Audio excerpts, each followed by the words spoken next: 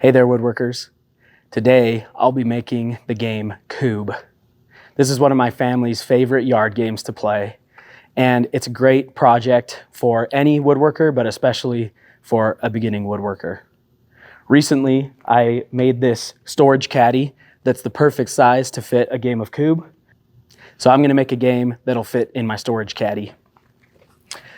You can make Kubb out of almost any type of material, but I've chosen to use solid poplar because it's fairly cheap, but it also is a hardwood, and so it works well for this game. The first thing that I'm gonna do is select my rough material for each part, and then I'll go through making each part. You're gonna need for this game 1 king piece, 10 cubes or blocks, and 6 batons for throwing. Let's get started. To make things a little easier for my students, I've done a little bit of pre-rough cutting, but even if you're just on your own, that's fine as well. Let me talk through the poplar that I use for each of these pieces. For the king piece, you need a finished dimension of 3.5 by 3.5, and it's kind of hard to get a solid piece that big. So what I order, the two things that I order for this project is 12-quarter poplar and 8-quarter poplar. 8-quarter poplar is about 2 inches thick. So what I do is take my 8-quarter poplar and cut it into 4-inch widths. And then for this, I'll be able to mill and then glue up and get a piece that is about 4 inches by 4 inches, and that's good enough for my king piece. So I'm gonna take one of these.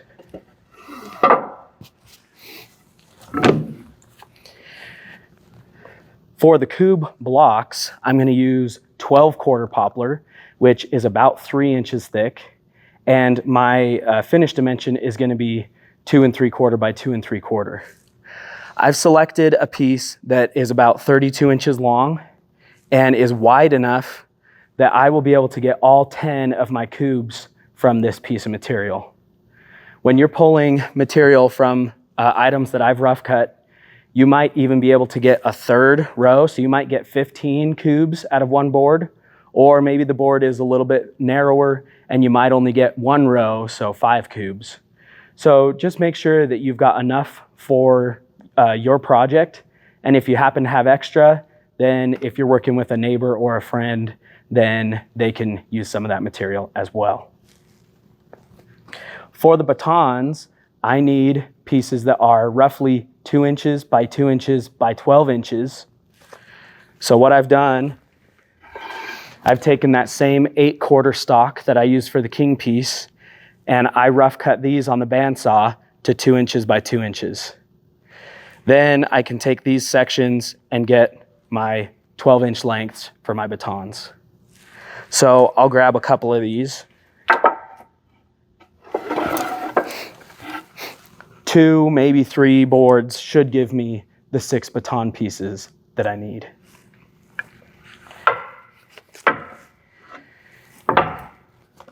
Okay, so now that I've selected all my material for my project, I'm ready to begin. Since my king piece needs to be glued up, I'm gonna start with that one. I'm gonna end up gluing this face to face, and so I'm just gonna start by face jointing one face. I don't need to worry about the edges or the other face yet. I just need one good face to glue so that that glue up will go well. I'm gonna draw a line across my board, and as soon as that line is gone and disappeared, I know that it's flat and it's ready for me to cut to length and glue together.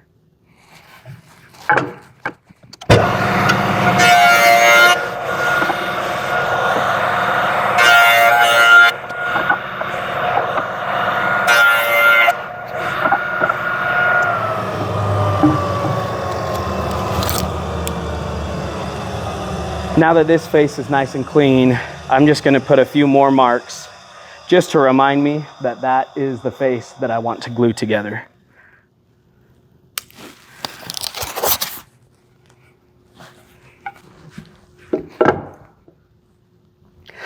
My next step is going to be to rough cut the lengths. I want to leave myself plenty extra. My final length is supposed to be 12 inches. So I want to cut at least to 12 and a half, maybe 13.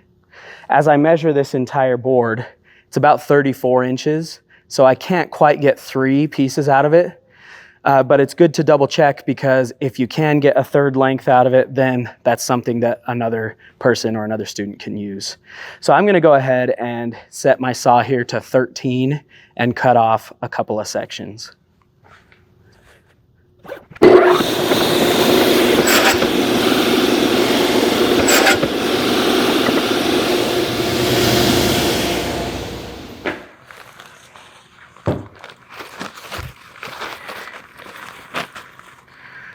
Okay, I'm ready to glue up for my king piece. I want to double check and make sure that the faces that I put the mark on, those are the ones that are totally flat. So those are the ones I'll glue together. I'm going to be working here at my glue table, but I could also do this on a workbench as long as I put some paper down so that I don't get glue on my workbench. I've got a bottle of glue, I've got a glue roller, I've got some paper towels handy, and I've got my clamps ready to go. Make sure that you gather all the necessary items before you glue up. I'm using Titebond 3, so I need to be able to get this in the clamps within 10 minutes of applying it. The way that these bar clamps work is if you want to pull the end in closer, you can just pull. If you need to move the end farther away, then you have to pinch, okay, these little metal ends, and then you can move it backward. So I'm going to bring this close. I'm going to have a clamp on each end, and then I'll have a clamp up above as well. We do want to apply as much clamping pressure as possible. These little glue rollers are really handy, but you do have to make sure that when you're done using it, you rinse it out really well at the sink, so that it doesn't become clogged with glue for the next person. I'll set that on my paper towel. Okay, so now I'm just going to tilt these glued faces up towards each other, and I'm going to line it up as best I can. I'll pull my ends in.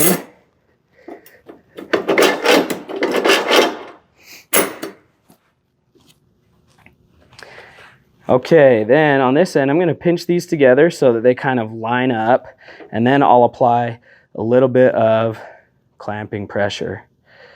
As you squeeze that glue together, it wants to make these slide apart. So I kind of go back and forth on the clamp until I can feel that it's staying in that same spot. When you're doing a glue up like this, you should see a little bit of squeeze out along that whole seam. If you don't, you either didn't put enough glue in there or you haven't tightened it quite enough.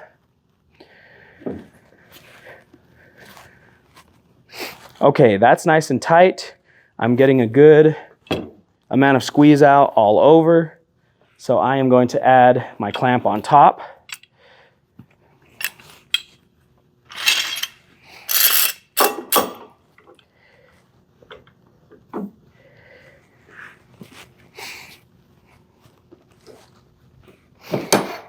You could also, this is the kind of thing you want as much pressure as possible. So if you wanted to, you could also do these corners with a couple of small F clamps. But if you're seeing good squeeze out everywhere, then you're probably okay. I think this looks great. The last thing to do is to make a note of when you finished clamping it together. I like to, first of all, put my name or initials, and then I like to write down what time I got it in the clamps. And then 45 minutes later is when I would want to take it out of the clamps. So it's currently 10:10. And then I'll write 10:10-10:55. So that's a good reminder. Sometimes it's hard to keep track. So it's a reminder that at 10:55, then I'm okay to take this out of the clamps. Now that my king piece is gluing, I'm going to move on to another piece. I'm going to go ahead and rough cut for my batons. So I'm going to set my saw to 12 inches. And we'll see how many we can get out of here. We need 6 total.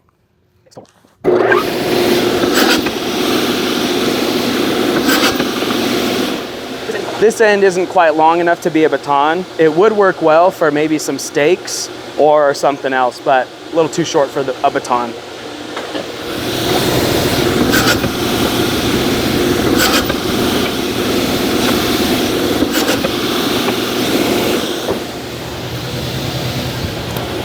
I was able to get 5 baton blanks out of those 2 boards, so I need 1 more. So I'll make 1 length out of this, and then I'll put the extra back for someone else to use.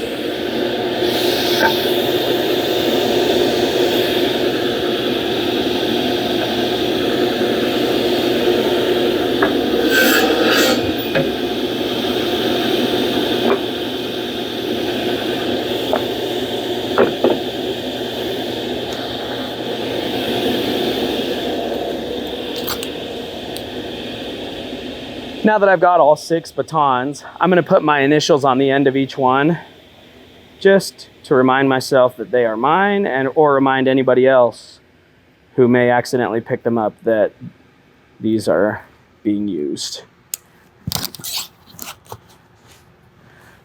Okay, so now that I've got these rough cut, then they'll be ready for me to set up on the lathe.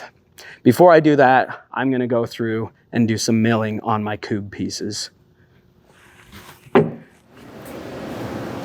Okay, so my board is 12/4, which means that it's probably about 3 inches or maybe a little less. So I'm going to set my planer to 2 15/16 to start.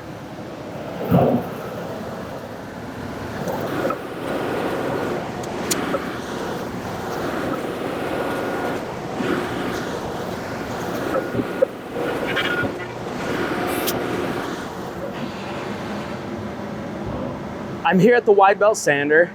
I stopped planing at 2 13/16 so that I can take that last 16th off on this machine. So I've set my sander to 2.82 and I'm gonna stop at 2.75. I'll make sure to flip this so that I'm getting clean and good grain on both faces.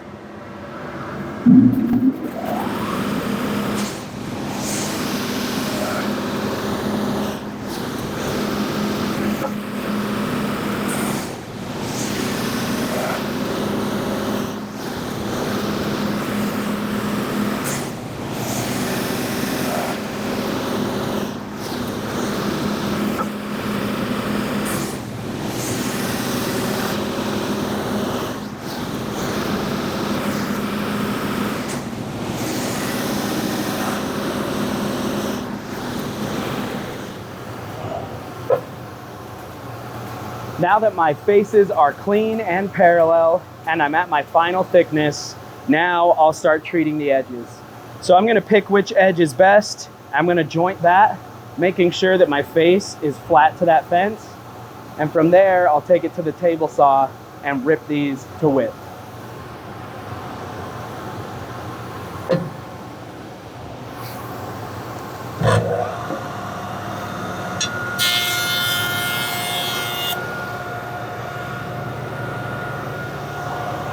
Check and see, because even though it seems pretty flat, I still have quite a bit of rough grain that I need to take out.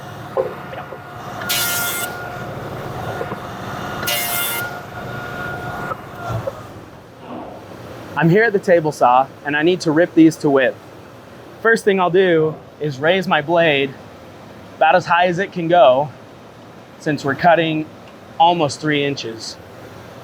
Now, normally I'd set the fence to 2 3/4 and just rip them. However, I notice I still have some pretty rough grain on this side, plus my rough edge on this side. So what I'm gonna do first is I'm just gonna try to clean up this other side and then see if I can cut this side off as well, which means I'm gonna be kind of keeping the middle portion for my actual game pieces. So I'll bring this over and kind of just eyeball. Okay, let's see how much that cleans up.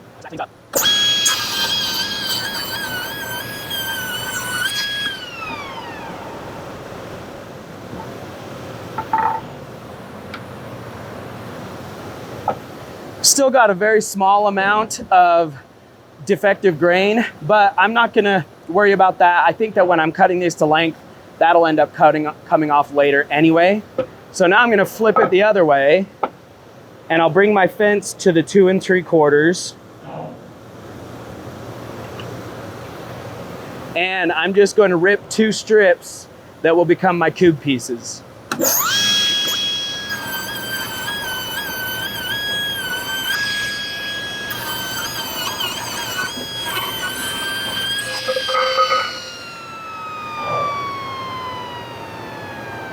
When you're ripping something that thick, do take care. You do want to go nice and slow, and you definitely want to keep your board supported to the table so you don't have any kickback.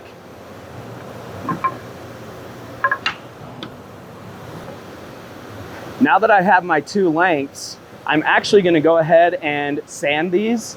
It's a lot easier to sand 2 larger pieces rather than trying to sand 10 smaller pieces. So I'll go over with a palm sander.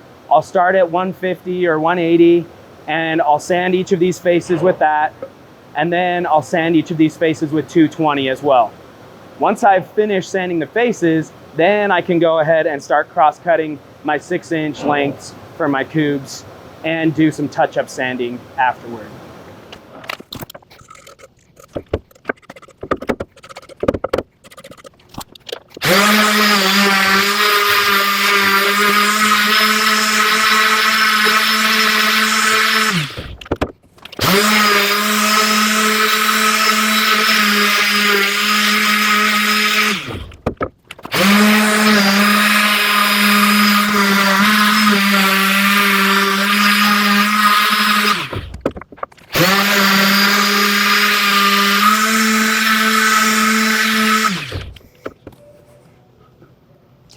Now that I've sanded the faces with 150 and 220 grit, I'm going to come here to the upcut saw and cut them to my 6-inch lengths.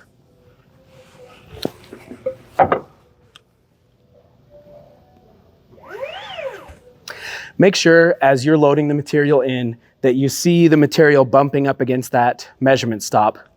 If not, you accidentally might cut it to the wrong size, and we don't have extra material to work with.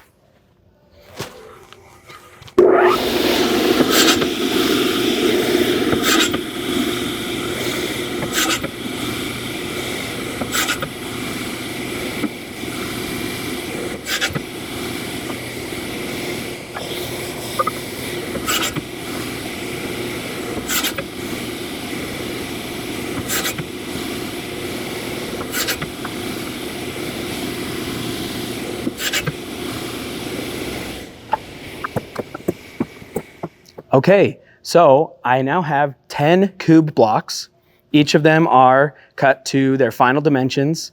And the last thing that I'll need to do is use a palm sander to sand the ends, and then just make sure to soften the edges and corners on these as well. Then your cube pieces are done. Let's go check on the king piece and see if that's done gluing. Okay, so now that my material for my king piece has done drying, I've got a rough block here that is approximately 4 by 4 by 13 inches long. So I'm gonna start working through my procedures for the king piece. I'm going to be planing the opposite faces, and since it might be a little bit different dimension from here to here, then I'm just gonna work opposite faces and then opposite faces on the planer. I'm going to start off by planing these to 3 9/16.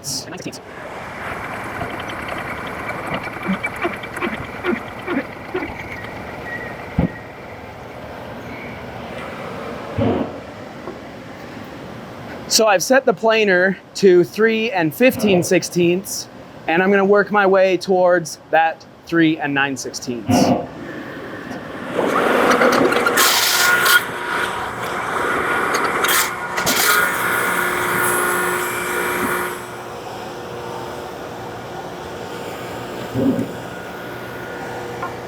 My planer is a little old, so at times, if it's a shorter piece, it might get stuck and those feed wheelers aren't picking it up. One thing that I can do is select an offcut that I know is thinner than the material that's in the machine and just give it a little help.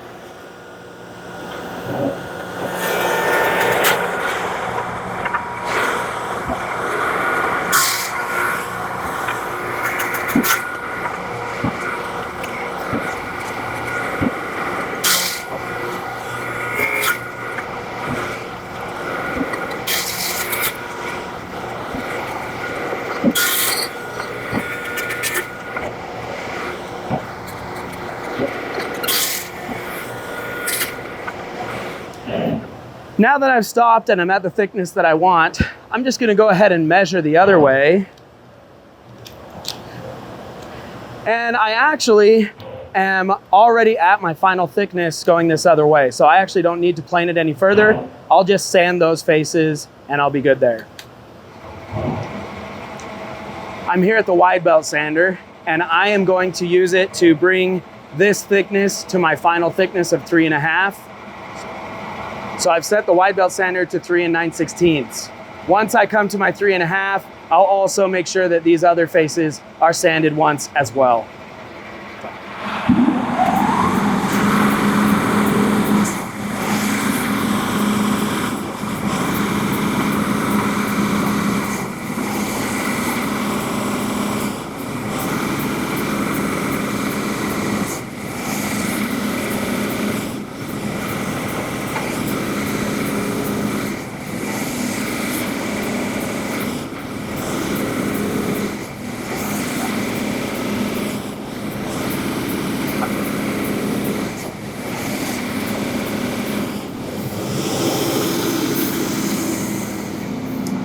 Okay, so I've sanded to my final width and thickness, 3.5 by 3.5, and each of these faces doesn't have any planer or tool marks anymore as well. So my next step is to cut to my final length. Both of my ends are uneven and have some excess glue. So on one end, I'm going to cut off just a very small amount just to clean up that end, and then I'll measure my 12 inches, make a mark, and cut to that length as well.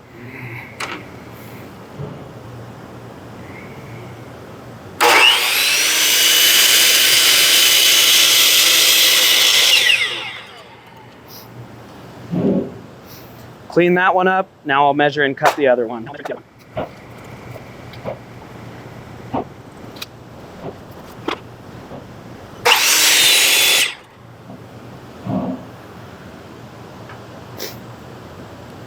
Now we're at our final dimensions, thickness, width, and length. The last thing on the king piece is to just do a couple of decorative cuts that make this look more like it's the king. Oftentimes, manufactured Kubb kings look something like this, with a shoulder cut and then some angled cuts on the top to make it look like a crown. I don't have the right setup in my shop to do this safely and easily for my students, so I've come up with a little different design that I still think looks nice. I'm over here at the dado saw, and I've got the blade set to 45 degrees and the high point at 1 5/16.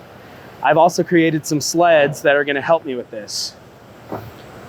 I have one sled to help me cut the shoulder cut and one sled to help on the head cut.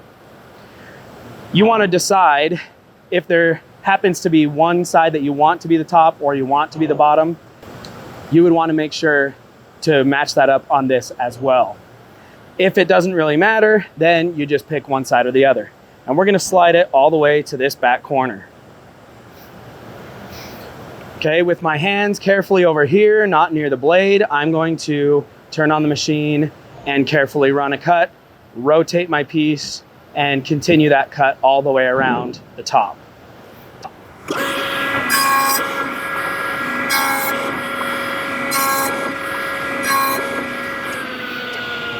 So that just gives it a nice chamfered angle on the top.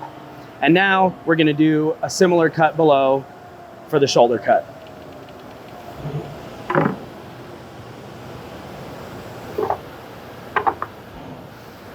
So changed out my sled, but it's gonna be the same thing. I'm orienting it back to this corner.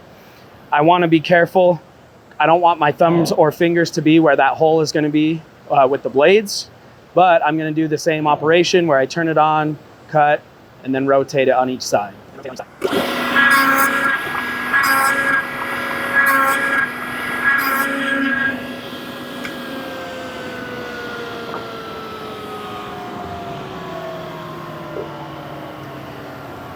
So now my king piece has completed all its cuts, and the last thing to do would just be to complete some finish sanding on each face and then do some softening on the edges and corners. I do want to be really careful. I'm not going to use a palm sander on any of these chamfered edges because I want those to remain nice and crisp, but I will sand the faces and then carefully touch up everything else just with a piece of sandpaper by hand.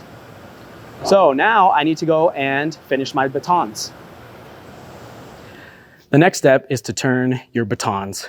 This is a great opportunity to get some beginning experience on the lathe. We are taking our square baton material and it's going to become a nice cylindrical throwing baton like this. If you need more detailed instruction on how to load up the lathe with a piece of material, then just refer back to my lathe safety video. But basically what I'm going to do is I'm going to find the center point on each end using a center finder and a center punch. I'm going to load it up on the lathe here, and I'm going to be turning it to a specific size. So I've used my ruler to set this to the right size, and I'm going to be using that to help me turn.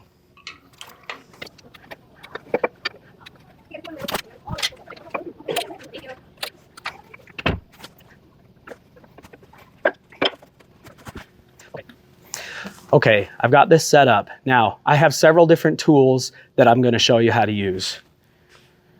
If you want, you can use the carbide tip insert tools, and you could use the square rougher or the round finisher.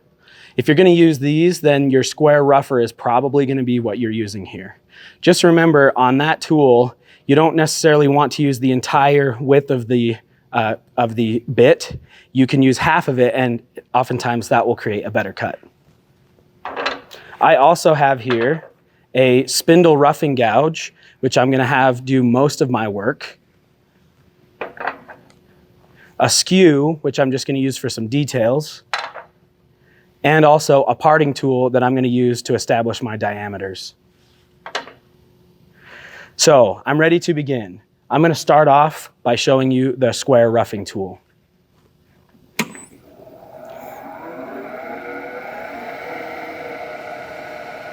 If I'm using this to rough my stock, then I usually take about half of the width of the bit, and that's what I'm going to do, and I'll be cutting towards the center of the baton.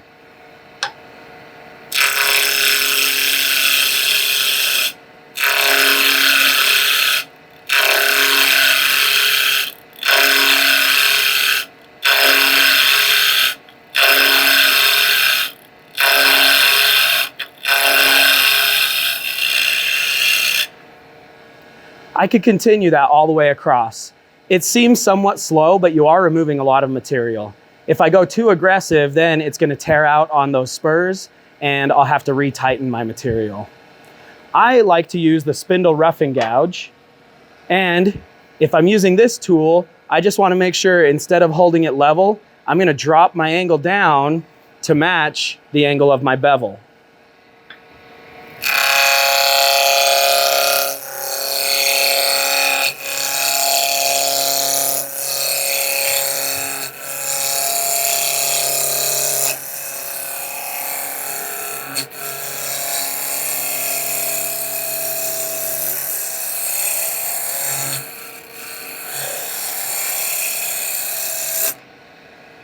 Once you've basically turned a cylinder, if you want, you can start using your caliper.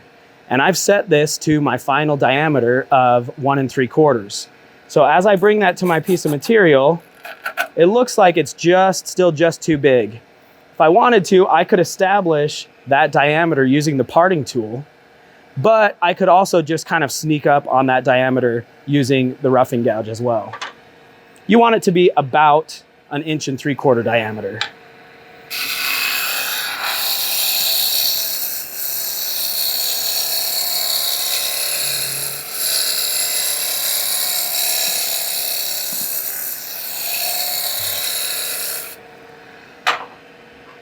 gonna check one more time. It's good over here, a little thick over here, so I might hit that side again.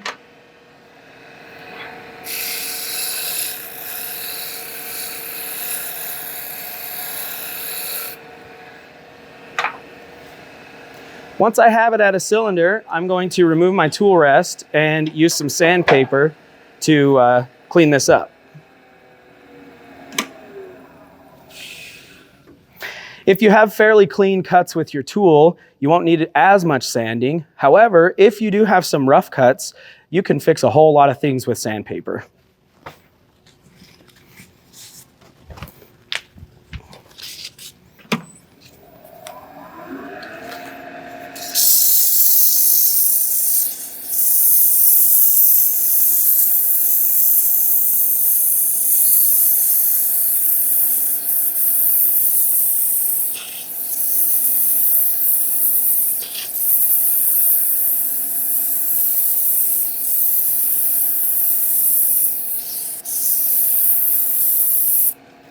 You can kind of soften these corners with sandpaper. You could also use, maybe your circle bit tool to kind of round just those ends. It's up to you. Just depends on what you want.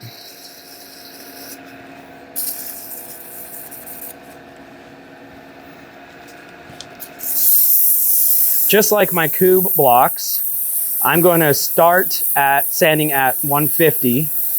And then I'm also going to sand it with 220, and that's going to be adequate for this project.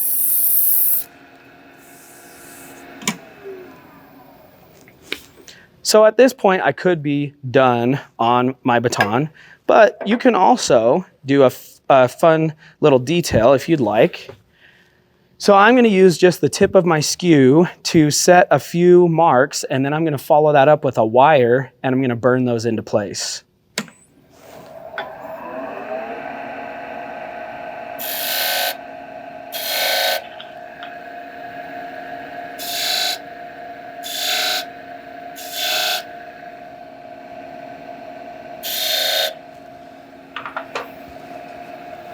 If you're using a wire burner, you want to remove your tool rest just like when you're sanding.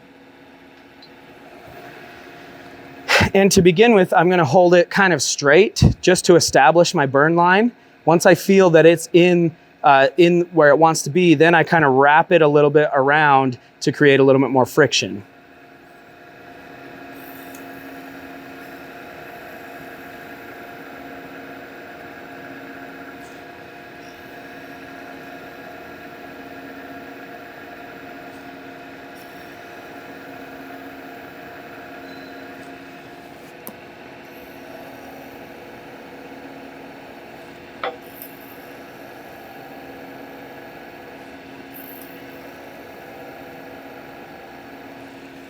Now I'm holding these wooden ends, but I want to be careful.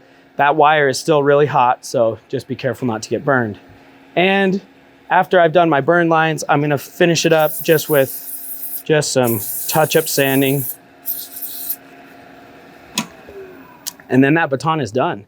The last thing that I would need to do would be to sand by hand and just clean up those ends.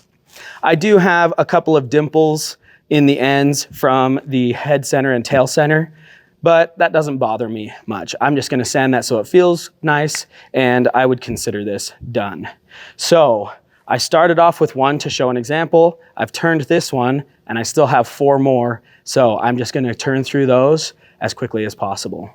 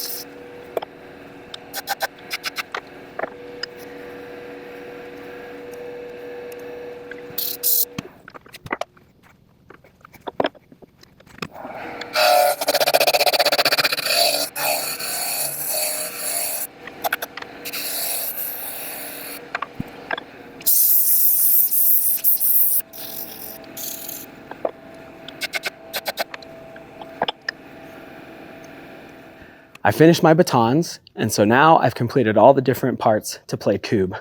The last thing that I would do on each of these is just to do a final inspection and just make sure if there's anything that needs to be sanded or touched up or softened, that you do that. The next thing would be to apply some finish. Whatever your favorite finish is, you can apply, including paint. I prefer to use a wipe-on oil finish for something like this because it's fairly simple to apply, and if you ever need to reapply in the future, then it's simple to reapply additional coats as well. So now my Kubb game is done. I've got my Kubb storage caddy as well, and this can all fit nicely inside. If you stack the Kubbs one on top of the other,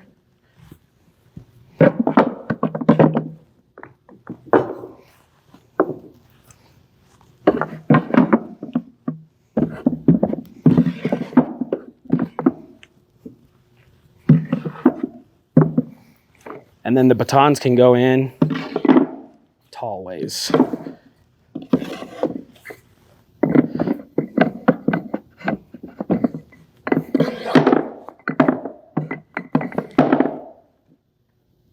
That completes our two-part project with building our Kubb storage caddy and the Kubb game. Now I'm ready to head out and play.